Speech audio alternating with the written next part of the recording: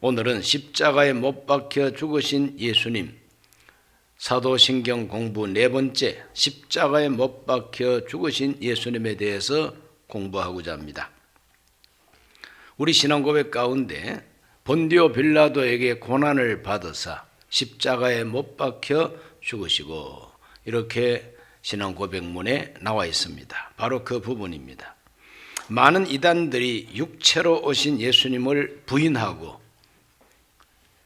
예수님을 인정하지 않는 이와 같은 폐단이 많았기 때문에 전통교리, 즉 사도들이 전해준 그 믿음을 그대로 받아서 바톤 터치처럼 계속 이어가는 이 감독들이 모여가지고 이단을 배격하고 우리 주 예수님에 대한 신앙을 확실하게 하자, 이렇게 예수 그리스도에 대한 신앙 고백을 자세히 규정해서 가르치자, 이렇게 가르치지 아니하고 이렇게 고백하지 아니하면 다 이단으로 규정하자, 이렇게 약속을 하게 된 겁니다.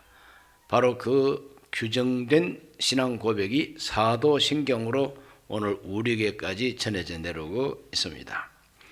육체로 오신 예수를 부인하는 이단들, 그래서 대림절이라고 하는 이 절기도, 성탄절이라고 하는 이 절기까지라도 바로 이와 같이 예수님을 하나님의 아들로 믿지 아니하고 육체로 오신 그리스도를 믿지 아니하는 이러한 이단들이 창궐 했기 때문에 우리 예수님은 육체로 오셨다, 우리 예수님은 아기로 오셨다, 잉태되신 것은 성령으로 된 것이지만 출생은 동정녀 마리아를 통해서 오신 분임이 틀림이 없다. 그러므로 어린 아기로 오신 예수, 육체로 오신 예수님을 강조하다 보니까 대림절도 절기로 만들고 성탄절도 만들고 해가지고 이것을 하나의 문화로 만들고 절기로 만들어서 해마다 그때만 되면은 예수님께 대한 신앙을 좀 더 확실하게 가질 수 있도록 만든 것이 절기 문화인 것입니다. 오늘 이 절기 문화 가운데서 성탄절 절기, 성탄절 되기 4주간을 강림절, 대림절, 대강절, 이러한 표현을 하고 있죠. 우리가 지금 이 대강절 첫째 주간을 보내고 있습니다.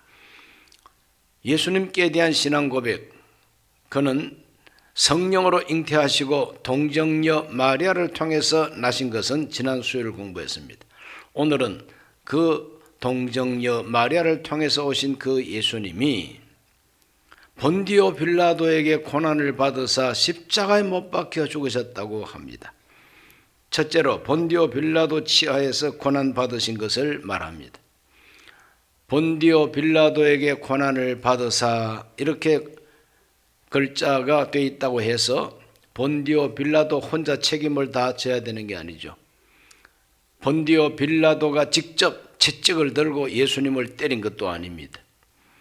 본디오 빌라도에게 고난을 받았다, 이 말은 본디오 빌라도가 로마 총독으로 있을 때에 예수님이 고난받고 십자가에 못 박혀 죽으셨다. 그러므로 예수 그리스도의 죽으심이라고 하는 것은 꾸며낸 이야기가 아니요, 역사적 사실이었다. 신화가 아닌 실제 역사 사건임을 강조하기 위하여 본디오 빌라도에게 고난을 받았다고 그게 고백되어 있습니다. 이 본디오 빌라도는 AD 26년에서 36년, 약 한 10년 가까이 유다 총독으로 있었습니다. 다섯 번째로 유다 총독이었어요. 로마가 온 근동 일대를 다 지배할 때에 그 유다 지역과 이두메, 이러한 지역을 다스리는 로마 총독으로 본디오 빌라도가 있었습니다. 바로 그 치하에서 예수님이 고난받고 십자가에 못 박혀 죽으셨다는 겁니다. 우리 예수님께서는 본디오 빌라도 치하에서 어떻게 고난을 받았느냐? 예수님께서 받으신 그 고난을 들여다보면 제일 먼저 불법 재판을 받고 고난받았다. 이 불법 재판을 받았다고 하는 것이 고난입니다. 마태복음 26장 59절로 61절을 다 같이 읽습니다. 대제사장들과 온 공회가 예수를 죽이려고 그를 칠 거짓 증거를 찾음에 거짓 증인이 많이 왔으나 얻지 못하더니 후에 두 사람이 와서 이르되 이 사람의 말이 내가 하나님의 성전을 헐고 사흘 동안에 지을 수 있다 하더라 하니 그랬어요. 이 성전을 헐면 내가 사흘 동안에 지을 수 있다고 예수께서 말했다. 예수가 말했다. 이것이 하나의 그 증거가 이제 되는 겁니다. 그래? 그렇게 말했다고? 성전 헐면은 사흘 만에 지을 수 있다고? 이거는 신성모독이 아니냐? 이런 식으로 예수님을 몰아붙이게 되는 것이죠. 또 대제사장이 직접 예수님을 심문합니다. 마태복음 26장 63절로 65절을 다 같이 한번 읽어보겠습니다. 예수께서 침묵하시거늘 대제사장이 이르되 내가 너로 살아계신 하나님께 맹세하게 하노니 네가 하나님의 아들 그리스도인지 우리에게 말하라. 예수께서 이르시되 네가 말하였느니라. 그러나 내가 너희에게 이르노니 이후에 인자가 권능의 우편에 앉아있는 것과 하늘 구름을 타고 오는 것을 너희가 보리라 하시니 이에 대제사장이 자기 옷을 찢으며 이르되 그가 신성모독하는 말을 하였으니 어찌 더 증인을 요구하리요. 보라 너희가 지금 이 신성모독하는 말을 들었도다. 내가 하나님의 아들 그리스도라고 장차 내가 하나님 보좌 우편에 앉아있는 것을 너희가 볼 것이고 내가 구름을 타고 온다고 하는 재림을 우리 예수님께서 말씀하실 때에 어떻게 감히 네가 사람이 되어서 하나님의 아들이라고 할 수가 있느냐. 나사렛 목수 아들 목수 예수가 자기를 그리스도라고 한다. 이거는 신성모독이다. 너희가 다 들었지. 이렇게 해서 예수님을 사형에 처하도록 로마 총독 빌라도 법정에다가 기소를 하게 됩니다.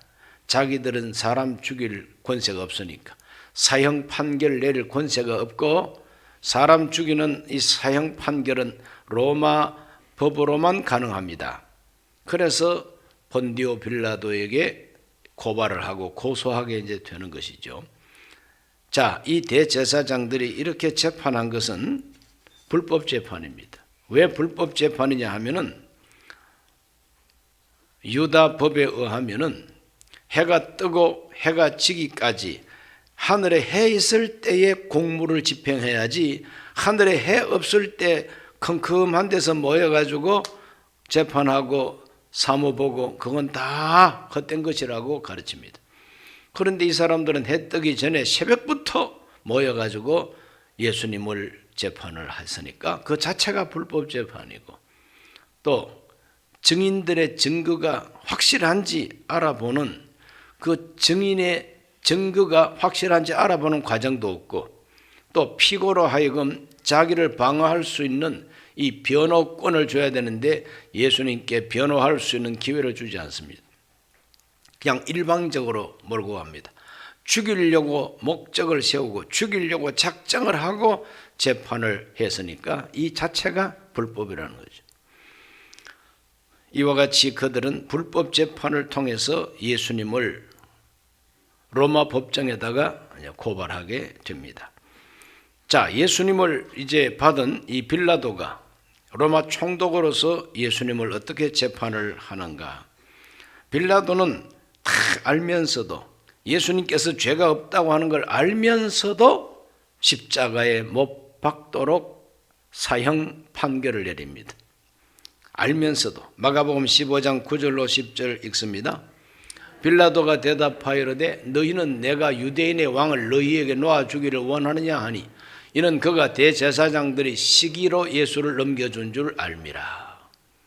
이 대제사장들이 예수님을 시기 질투해가지고 고발해가지고 나한테 넘겼다는 걸 다 알고 있다는 거예요. 왜? 예수님을 통해서 기사와 이적이 나타나고 병든 자가 치료받고 죽은 자가 살아나고 그런데 대제사장들은 그와 같은 표적을 행할 수가 없습니다. 능력이 따르질 않습니다. 그런데 이 예수를 통해서 막 표적이 나타나니까 사람들이 예수님께 집중하고 예루살렘에 입성할 때는 막 호산나라고 군중들이 모여가지고 군중 대회를 다 하지 않나. 그것이 너무나도 못마땅하고 시기 나고, 이래서 예수님을 고발했다는 걸 빌라도가 다 안다는 거예요. 알면서도 왜 예수를 죽였느냐. 15절에 그 비밀이 담겨 있습니다. 15장 15절 읽어볼까요?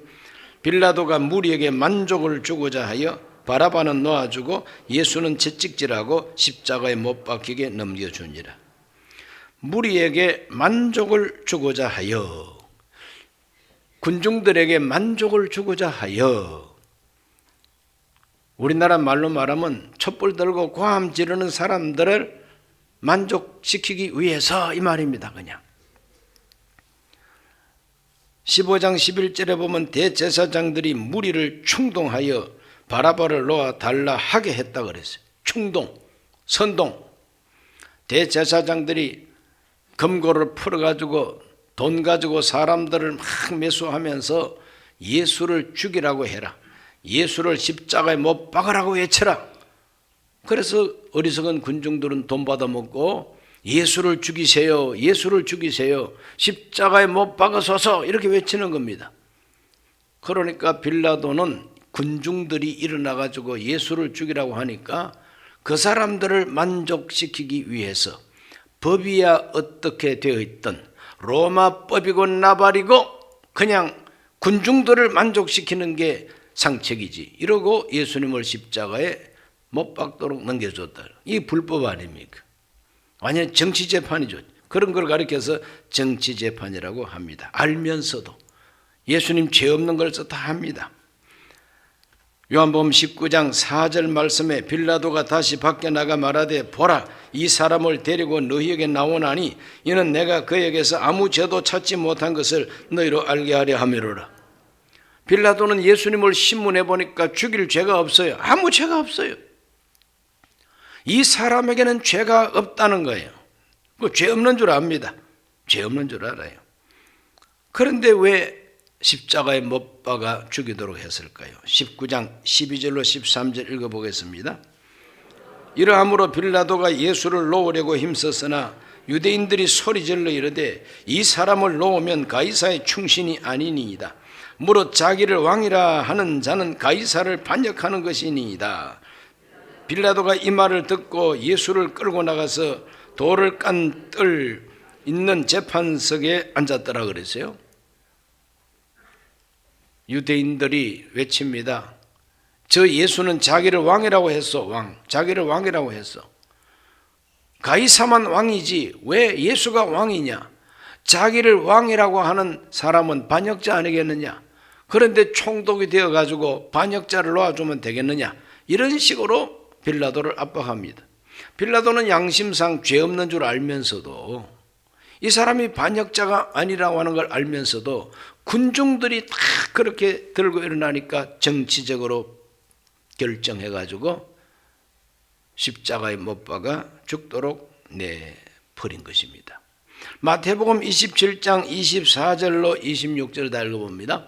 빌라도가 아무 성과도 없이 도리어 밀란이 나르는 것을 보고 물을 가져다가 무리 앞에서 손을 씻으며 이르되 이 사람의 피에 대하여 나는 무죄하니 너희가 당하라. 백성이 다 대답하여 이르되 그 피를 우리와 우리 자손에게 돌릴지어다 하거늘 이에 바라바는 그들에게 놓아주고 예수는 채찍질하고 십자가에 못 박히게 넘겨주니라. 예수님 죄 없는 줄 다 압니다. 그러나 충동, 선동을 받은 유대 군중들이 막 악을 쓰고 십자가에 못 박으라고 외치니까 밀란이 일어나는 것 같으니까 정치적으로 내가 유다 총독으로 있을 때는 밀란이 일어나면 안 된다. 군중들의 소요가 일어나면 안 된다. 그러니까 로마 보이고 뭐고 그냥 밀란이 일어나는 것은 일어나지 말아야 되지 않겠느냐. 그래서 정치적으로 판단을 해가지고 예수를 십자가에 못 박게 했다. 책임 회피죠. 그래서 손을 씻으면서 나는 이 사람의 피에 대하여 책임 없어? 너희들이 책임져? 하고 손을 씻었어요.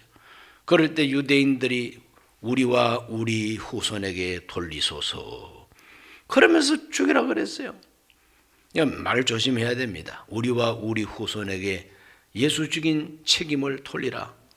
그래서 그들은 로마에 의해서 완전히 멸망을 당했고 2000년 가까이 나라 없는 서름을 당하고 온 세계에 학대를 받았어요. 2차 대전 때는 600만 명이 학살을 당하고 이러한 수모를 겪었습니다. 왜? 우리와 우리 후손에게 예수 죽인 죄의 값을 돌려라. 히틀러가 유대인들을 박해하면서 뭐라고 그랬습니까? 저 사람들 자기들 후손에게 책임 돌리라고 했잖아. 그러니까 죽여. 이렇게 된 거예요. 오늘 우리들은 말 조심해야 되는 것이죠. 손 씻는다고 그 책임이 없어집니까? 코로나 바이러스는 비눗물 가지고 손 씻으면 바이러스가 떨어집니다. 그러나 죄에 대한 책임은 아무리 손을 씻어도 없어지지를 않지요. 그대로 죄값을 받게 되는 겁니다. 예수님께서 십자가에 못 박혀 고난받으신 것은 이와 같이 대제사장을 중심으로 한 유대 산헤드린 공회의 불법 재판을 통해서 그때 정치했던 로마의 총독 빌라도의 정치 재판의 희생 제물이 돼가지고 십자가에 못 박히게 되는 겁니다. 그럼 억울하기만 한 일이었느냐? 하나님은 그 악한 자들이 그 불의하고 불법한 자들을 다 알고 있기 때문에 그 사람들의 그 불법을 알고 그들이 불법으로 하나님의 거룩한 법, 하나님의 거룩한 진리를 십자가에 못 박을 것을 다 알고 계십니다. 그래서 희생을 감수하시는 거죠. 자, 그렇게 예수님을 십자가에 못 박아 죽였다고 해서 그들이 승리했느냐? 그들이 이겼느냐? 그게 아니죠. 오히려 그들이 이긴 것 같지만 하나님은 예수님을 부활시켜가지고 뒤집기로 이기셨어요. 할렐루야. 그러므로 뛰어야 벼룩이라는 말이 있지 않습니까? 악한 자들이 아무리 악한 꾀를 내가지고 자기들이 이긴 것 같아도 나중에 보면은 그것 때문에 철저하게 패배하게 되는 것이 하나님의 솜씨입니다. 그런 하나님이 지금도 살아 계십니다. 그러므로 우리 주변에서 일어나는 이 악한 자들의 불의하고 불법 재판 그리고 불의하고 불법한 모든 행정 하나님께서 가만히 보고만 계시지 않습니다. 때가 되면 우리 하나님께서는 엎으실 때가 온 겁니다. 두 번째로 예수님의 고난은 무엇이냐? 십자가에 못 박혀 죽으신 것이 바로 고난이죠. 본디오 빌라도에게 고난을 받으사 불법 재판으로 십자가에 못 박혀 죽으시고 십자가에 못 박혀 죽으셨어요. 결정적으로 십자가에 못 박혀 죽으신 것이 고난의 극치죠. 고난의 정점입니다. 자, 우리 예수님이 십자가에 못 박혀 죽으시는 장면을 한번 읽어봅니다. 요한복음 19장 28절로 30절입니다. 그 후에 예수께서 모든 일이 이미 이루어진 것을 아시고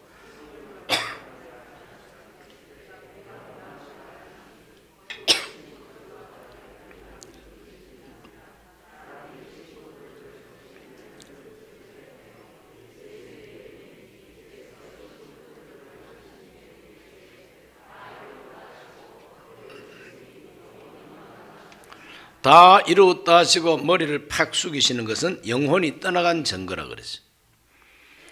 그래서 예수님께서 틀림없이 죽었어요. 죽은 척한 게 아니죠. 죽은 척 하신 게 아니에요. 진짜 죽으셨어요. 영혼이 떠나갔습니다. 내가 목마르다. 그 목마르다고 하는 그 예수님께 신포도주를 이렇게 머금게 했는데 예수님께서 신포도주를 맛보시고는 받지도 않습니다. 그리고 내가 다 이루었다고 외치시더니 고개를 숙이시고 영혼이 떠나가고 죽는 장면이 요한복음에 기록되어 있습니다. 마가복음 15장 37절로 39절에는 예수께서 큰 소리를 지르시고 숨지시니라.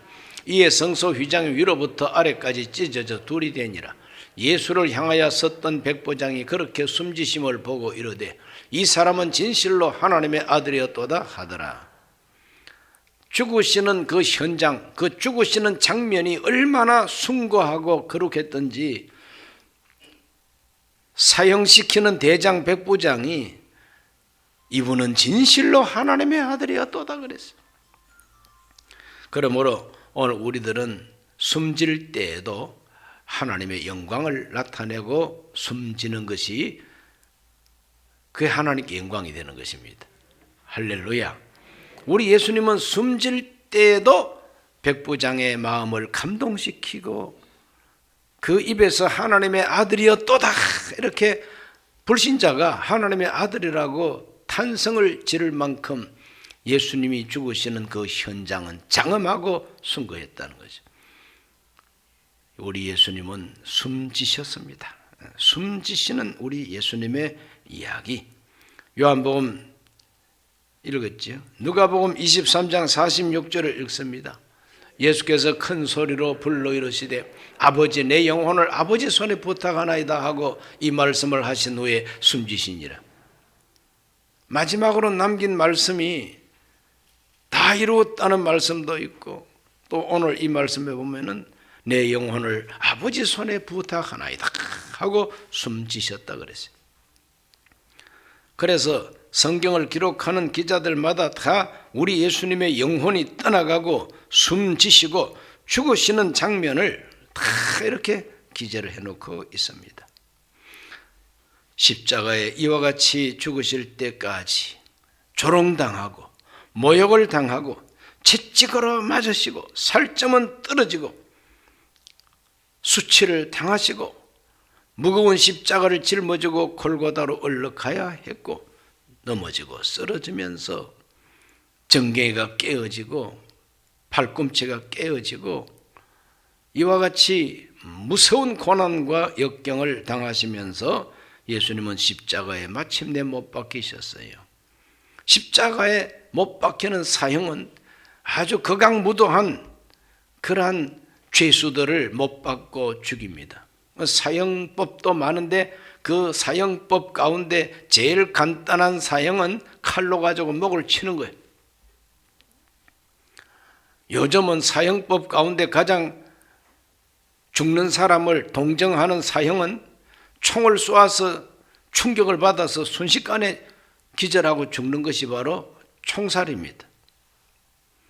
그러나 우리 예수님이 십자가에 못 박혀 사형당하신 이 사형법은 빨리 죽지도 아니하고 몸에 있는 물과 피가 다 쏟아지고 너무 목이 말라서 그냥 입천장에 혀가 붙고 하더라도 죽지도 아니하고 고통만 계속되다가 마침내 숨지는 것이 십자가 사형이에요.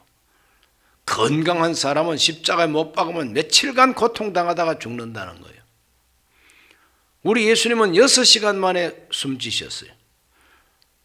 여러분 6시간 고통당하는 게 보통 시간입니까? 6,000년도 더 되는 시간일 거예요. 권투 선수들이 서로가 주먹을 가지고 때립니다. 3분 시합을 해요. 3분마다 조금씩 쉬었다가 또 하고 그러죠. 그 3분이 30년처럼 느껴지는 거예요. 두들겨 맞을 때는 3분 두들겨 맞는 것은 30년처럼 느껴진다.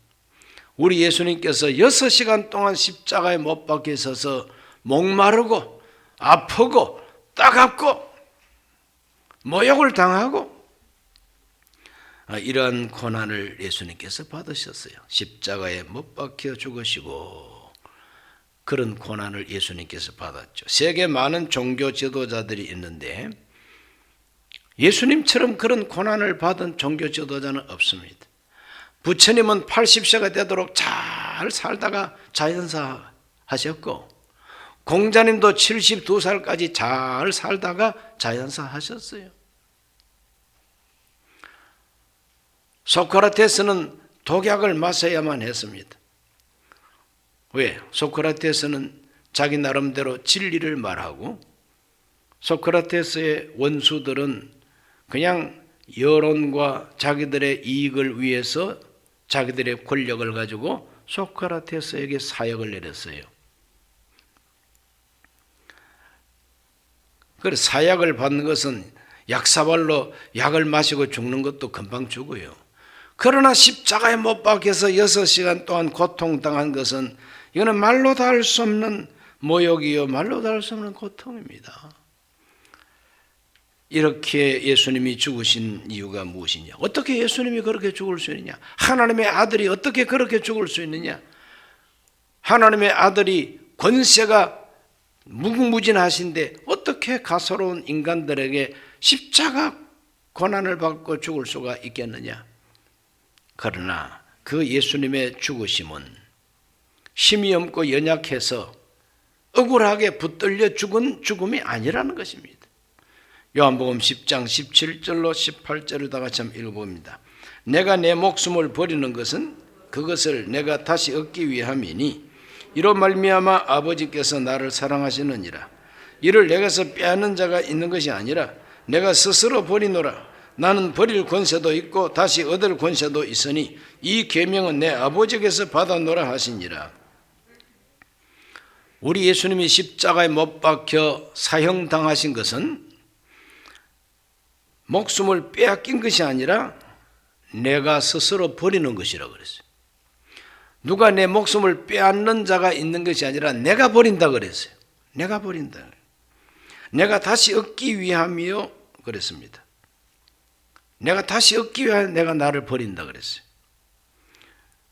18절에 내게서 빼앗는 자가 있는 것이 아니라 내가 스스로 버리노라 그랬어요. 그거 참 이상하지 않습니까? 왜 예수님은 스스로 목숨을 버립니까? 빼앗기는 게 아니에요. 빼앗기는 게 아니에요. 베드로가 겟세마네 동산에서 예수님이 체포를 당할 때에 너무나도 우라가 치밀어 올라가지고 가지고 있던 칼을 빼가지고 예수님께 밧줄을 얽어매려고 하는 젊은이의 머리를 두 쪽 내겠다고 칼로 내리쳤다 그랬죠. 그랬더니 이 귀가 잘렸다 그랬어요. 귀가 싹 잘렸어요. 그럴 때 우리 예수님께서 내가 하늘의 천사들을 불러가지고 싹 멸망시킬 수가 없겠느냐? 이렇게 된 것은 다 아버지의 뜻이라는 거죠. 그러므로 너의 칼을 칼집에 꽂으라. 칼을 쓰는 자는 칼로 망하느니라. 우리 예수님께서 겟세마네 동산에서 체포당할 때도 말씀했습니다. 내가 얼마든지 천군 천사를 불러가지고 이 인간들을 다 멸망시킬 수가 있다. 그러나 이렇게 되는 것은 아버지의 뜻이라는 거예요. 무슨 아버지가 자기 아들 죽이는 아버지가 있어요? 무슨 아버지가 그렇게 비참하게 십자가에 못 박혀 죽도록 아들을 내버리는 아버지가 어디 있느냐? 왜 그렇게 버렸느냐? 내가 스스로 버린다 그래. 스스로. 왜 버리셨느냐? 우리를 살리기 위하여 버리신 것이죠. 우리 죄를 책임지기 위해서 버리신 것이죠. 본디오 빌라도에게 고난을 받으사 십자가에 못 박혀 죽으신 예수님은 빼앗긴 것이 아니라 스스로 버리신 것이고 영원히 얻기 위하여 주님께서는 잠깐 버리신 것이라고 요한복음 10장에서 분명히 말하고 있죠. 그렇게 죽으신 예수님, 그 죽으심의 은혜가 무엇이냐? 그렇게 죽으셨기 때문에 우리에게 주어지는 은혜가 있으니까 신앙 고백문에 들어가 있는 겁니다. 그럼 단순하게 고난받고 십자가에 못 박혀 죽어버렸다. 죽어버린 사형수를 왜 기억하고 죽어버린 사형수를 왜 내가 믿습니다 하고 말합니까? 그것은 그렇게 죽어버리신 것이 아니라 죽음으로써 우리가 얻는 것이 너무나도 귀하다는 거죠.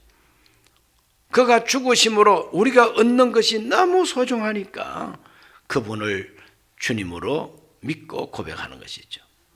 그걸 가리켜서 죽으심의 은혜라 그럽니다. 십자가에서 못 박혀 죽으셨기 때문에 우리에게 주어지는 은혜가 있습니다. 첫째로 죄사함이죠. 죄를 용서하는 은혜. 마태복음 26장 27절과 28절 또 잔을 가지사 감사 기도하시고 그들에게 주시며 이르시되 너희가 다 이것을 마시라. 이것은 죄사함을 얻게 하려고 많은 사람을 위하여 흘리는 바 나의 피 곧 언약의 피니라. 많은 사람의 죄를 용서받게 하기 위하여 내가 피를 흘린다 그랬어요. 그러므로 예수 그리스도가 십자가에 못 박혀 죽은 것은 저와 여러분의 죄를 용서받게 하기 위한 속죄 제물이다 이 말입니다. 에베소서 1장 7절을 읽습니다. 우리는 그리스도 안에서 그의 은혜의 풍성함을 따라 그의 피로 말미암아 속량 곧 죄사함을 받았느니라. 죄사함을 받았느니라.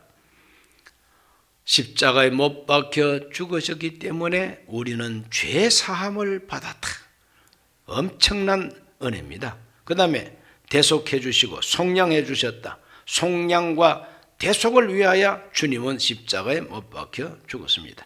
로마서 3장 23절로 24절 모든 사람이 죄를 범하였음에 하나님의 영광에 이르지 못하더니 그리스도 예수 안에 있는 속량으로 말미암아 하나님의 은혜로 값없이 의롭다 하심을 얻은 자 되었나니라.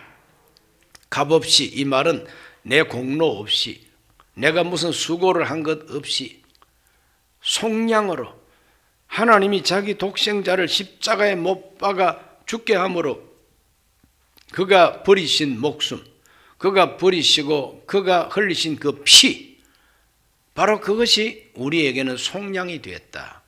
내가 흘려야 할 피를 주님 대신 흘렸다. 내가 책임져야 할 하나님의 심판을 예수님이 십자가에서 대신 책임지셨다는 거죠. 베드로전서 1장 18절로 19절을 읽습니다. 너희가 알거니와 너희 조상이 물려준 헛된 행실에서 대속함을 받은 것은 은이나 금같이 없어질 것으로 된 것이 아니요 오직 흠없고 점없는 어린 양 같은 그리스도의 보배로운 피로 된 것이니라. 우리가 대속된 것은 어린 양의 피로 됐다는 거예요. 금이나 은으로 된 것이 아니라는 거예요. 우리를 대속하고 우리를 속량시킨 것이 바로 예수님의 죽으심이라. 십자가에 죽으신 것은 나를 속량하고 나를 대속하기 위해서. 속량이 뭡니까? 대속이 뭡니까? 똑같은 의미인데 내가 책임져야 할 죄악의 책임을 예수님께서 죄값을 다 자기 피로 갚았다는 거예요. 그가 채찍에 맞음으로 너희는 나음을 입었나니라 그랬어요. 그래서 예수님께서는 저주의 나무 십자가에 못 박혀 죽으셨어요. 저주의 나무 십자가, 그게 못 박혀 죽었습니다. 우리의 저주를 다 속량했다 그랬어요. 율법의 저주를 속량하셨습니다. 그러므로 우리는 해방받고 이제는 더 이상 죄인이 아니요, 더 이상 죄의 노예가 아니요, 더 이상 심판의 대상이 아니라는 겁니다. 얼마나 큰 은혜입니까? 세 번째, 영원한 속죄. 영원한 속죄. 한 번만 용서해 주는 것이 아니라 영원히 용서해 주시는 은혜가 십자가의 은혜라. 히브리서 10장 12절로 14절을 읽습니다. 오직 그리스도는 죄를 위하여 한 영원한 제사를 드리시고 하나님 우편에 앉아서 그 후에 자기 원수들을 자기 발등상이 되게 하실 때까지 기다리시나니 그가 거룩하게 된 자들을 한 번의 제사로 영원히 온전하게 하셨느니라.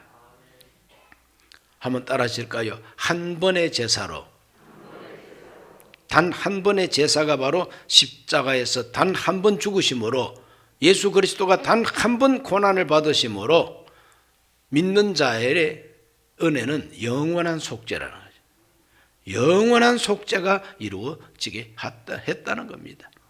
오늘 우리의 죄사함, 하나님의 용서는 영원한 용서지 한 번만 용서하고 또 죄 지으면 그때는 죽일 거야. 이게 아닙니다. 한 번 용서하시기 위하여 십자가에서 피 흘려 죽으신 것은 영원한 속죄라는 영원한 속죄 제사. 그러므로 한 번의 속죄 제사로 영원하게 온전하게 했다. 믿으십니까? 이러한 진리를 바로 깨달으면 하나님 앞에 감사와 기쁨과 그리고 정말 헌신이 쏟아져 나오게 되어 있는 것이죠. 그가 십자가에 못 박혀 죽으심으로 하나님과 화목하게 되는 것이 큰 은혜입니다. 하나님과 원수가 되어 있다가 하나님하고 화해가 되는 거죠. 요한 1서 4장 10절입니다. 사랑은 여기 있으니 우리가 하나님을 사랑한 것이 아니요 하나님이 우리를 사랑하사 우리 죄를 속하기 위하여 화목 제물로 그 아들을 보내셨습니다. 예수 그리스도가 십자가에 못 박혀 죽으신 것은 화목 제물 되신 것이다. 하나님과 원수되었던 우리가 이제는 하나님과 가까워지고 하나님하고 화해가 되는 거예요. 왜? 죄를 용서받았으니까. 우리 죄를 대속했으니까 하나님과 화해가 이루어진다는 것이죠. 로마서 5장 1절로 2절입니다. 그러므로 우리가 믿음으로 의롭다 하심을 받았으니 우리 주 예수 그리스도로 말미암아 하나님과 화평을 누리자. 또한 그로 말미암아 우리가 믿음으로 서 있는 이 은혜에 들어감을 얻었으니 하나님의 영광을 바라고 즐거워하느니라. 하나님 앞에 죄 사함 받고 의롭다고 인정을 받았으니 이제는 하나님 앞에서 하나님과 화평을 즐기자는 겁니다. 하나님과 평화를 누리자는 것입니다. 이것이 하나님과의 화목입니다. 그리고 양자됨, 하나님의 아들, 하나님의 딸, 우리 하나님의 자녀가 된다는 겁니다. 십자가에 못 박혀 죽으심으로 우리 죄를 용서하고 하나님과 화해를 시킨 후 하나님의 자녀로 입적을 해 주신다는 거죠. 그래서 우리들은 하나님을 이제는 하나님이라고 말하기보다도 아버지라고 말하게 된다는 것이죠. 아버지라고. 하나님을 아버지라고 부른다는 게 얼마나 큰 축복입니까? 아버지를 아버지라 부를 수 없는 사람이 있었으니 그 이름이 홍씨인데 누구죠? 누구라 그럽니까? 아버지인데 아버지라 못 부르고 나으리라고 불러야 돼. 그게 바로 조선시대의 신분차별법. 서자들이 아버지를 아버지라고 못 불러요. 자기 아버지인데 아버지를 못 불러요. 나으리라고 해야만 되는 거예요. 하나님께서 우리에게 아버지라고 부르라고 하는 것은 얼마나 큰 은혜입니까? 오늘 우리들은 하나님의 서자가 아닙니다. 하나님의 적자들이요. 하나님을 아버지라고 불러라. 로마서 8장 15절 읽어봅니다. 너희는 다시 무서워하는 종의 영을 받지 아니하고 양자의 영을 받았으므로 우리가 아빠 아버지라고 부르짖느니라. 예수 그리스도가 십자가에 못 박혀 죽음으로 우리에게 성령을 부어주셨는데 그 성령은 양자의 영이라 그랬어요. 양자. 하나님의 양자. 그래서 우리가 입적이 되는 거죠. 하나님의 자녀로 등록이 된다. 생명책에 우리 이름이 하나님의 자녀로 등록이 된다는 거죠. 이제 그때부터는 이제 하나님을 하나님이라고만 하지 않고 두려운 하나님, 무서운 하나님이 아니라 아버지 하나님이 되는 것이다. 아버지 하나님, 그래서 아버지라고 부르면은 그 사람은 상속자가 되는 것이다. 로마서 8장 17절입니다. 자녀이면 또한 상속자, 곧 하나님의 상속자요. 그리스도와 함께한 상속자니 우리가 그와 함께 영광을 받기 위하여 고난도 함께 받아야 할 것이니라. 우리는 하나님의 양자가 되고 아빠 아버지라 부르짖으면서 하나님의 상속자가 됐다는 겁니다. 우리에게 상속해 줄 것이 뭡니까? 하나님 나라를 상속해 줍니다. 새 하늘과 새 땅을 상속해 주십니다. 그거 믿으십니까? 아이고, 새 하늘과 새 땅은 필요 없고요. 돈이나 좀 벌게 주세요.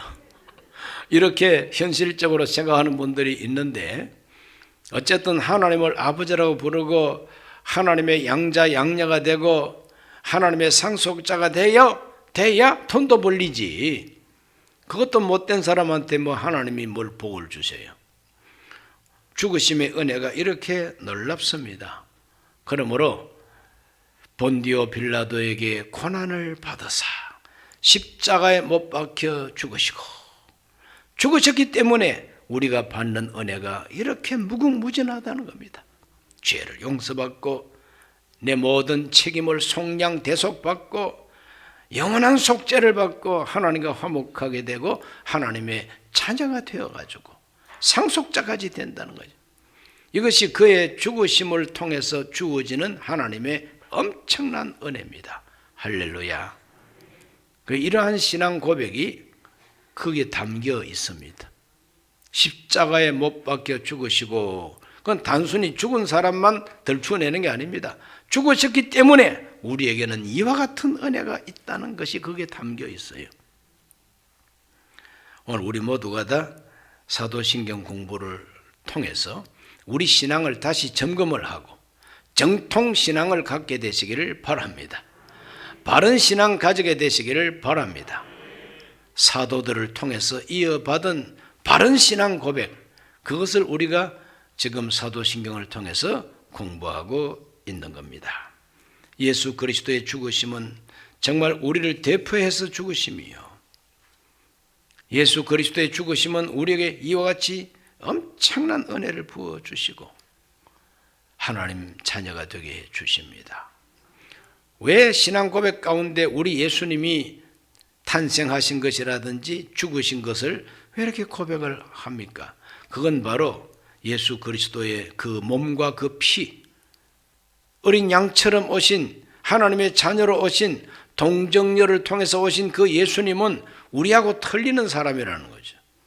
우리는 다 어머니가 있고 아버지가 있고 어머니 아버지의 결혼 관계를 통해서 출생했기 때문에 아담 하와의 원죄가 유전적으로 DNA 속에 우리 속에 있다는 거예요. 그러나 예수님께서는 아버지가 없는 하나님의 성령의 능력으로 잉태되시고 출생했기 때문에 예수님께는 원죄가 없다는 거예요. 죄가 없으신 분이기 때문에 우리 죄를 대속할 수가 있다고 하는 신앙입니다. 죄가 없어야 죄인을 속죄할 수가 있다는 거죠. 그래서 예수 그리스도의 몸, 예수 그리스도가 흘리신 그 피, 이것을 강조하는 것이 성경입니다. 요한복음 19장 34절을 읽어보겠습니다. 요한복음 19장 34절은 어떻게 기록되었습니까? 그중 한 군인이 창으로 옆구리를 찌르니 곧 물과 피와 물이 나오더라. 옆구리로 창을 찔렀어요. 물과 피가 쏟아져 나왔다. 사람이 죽었는가 살았는가 시험하는 거죠. 그래서 아직까지 죽지 않은 사람은 찌르면 피밖에 안 나와요. 그러나 죽은 사람은 물과 피가 같이 나온다고 하는 것이 사망 진단서를 끊을 수 있는 의사들이 다 같이 하는 말입니다. 심장이 터졌대요, 우리 예수님이. 심장이 터진 증거가 바로 물과 피가 나오는 거예요. 예수님의 그 몸에서 흘러나오는 그 물과 피는 죄 없는 물과 피라. 믿습니까? 요한복음에서 왜 특별히 우리 예수님 몸에서 물과 피가 나온다고 이렇게 기록했느냐 하면은 사도 요한이야말로 영지주의와 가현설과 예수님의 인성을 인정하지 않는 이단들과 가장 최전방에서 싸운 사도가 요한입니다.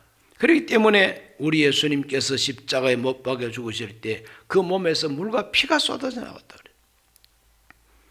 요한복음 20장 27절에서 28절 도마에게 이르시되 너의 손가락을 이리 내밀어 내 손을 보고 내 손을 내밀어 내 옆구리에 넣어보라. 그리하여 믿음 없는 자가 되지 말고 믿는 자가 되라. 도마가 대답하여 이르되 나의 주님이시요 나의 하나님이십니다. 나를 위해서 육체 몸을 입고 오신 성육신 하신 우리 예수님, 그 몸에서 흘러나온 그 피와 그 물이 내 모든 죄를 다 씻어준다고 하는 믿음인 것입니다. 성육신의 은혜를 강조하는 것이 요한복음이요, 성육신을 믿고 그 은혜를 고백하기 때문에 동정녀 마리아를 통하여 출생하시고 성령으로 잉태되시고 그가 죽으심으로 우리가 이런 은혜를 받게 된다는 것이 사도신경입니다. 함께 종합해가지고 성육신의 은혜가 얼마나 귀한가를 믿고 고백하는 이 사도신경대로 예수님 믿으시기를 바랍니다. 이 세상 역사 속에 예수님 같은 분은 없어요. 모든 인간은 그 몸속에 있는 유전인자 DNA가 원죄가 있는 DNA입니다. 그러나 오직 예수님은 남자의 영향 없이 하나님의 성령의 능력으로 한 새 생명을 잉태케 해서 새 사람으로 이 세상 태어나신 분이 예수님이세요. 흠과 티가 없는 어린 양 예수로 희생 제물이 될 수 있는 자격을 갖춘 한 인간으로 예수님 오셔서 우리를 대속해 주신 것입니다. 그러므로 예수의 피를 보배로운 피라고 하는 이유가 바로 거기에 있습니다. 우리 모두는 이와 같은 은혜를 받고 하나님 앞에 구원받은 줄을 알게 되시기를 주 이름으로 축원합니다. 기도합니다. 살아계신 아버지 하나님, 오늘은 본디오 빌라도에게 고난을 받으사 십자가에 못 박혀 죽으신 예수님을 믿는 신앙 고백을 공부했습니다. 그가 죽으심으로 우리에게는 엄청난 하나님의 은혜가 쏟아졌음을 감사합니다. 성육신의 은혜, 육체로 오신 그리스도를 믿는 믿음으로 하나님의 큰 복을 받게 해 주시옵소서. 예수님 이름으로 기도하옵나이다. 아멘.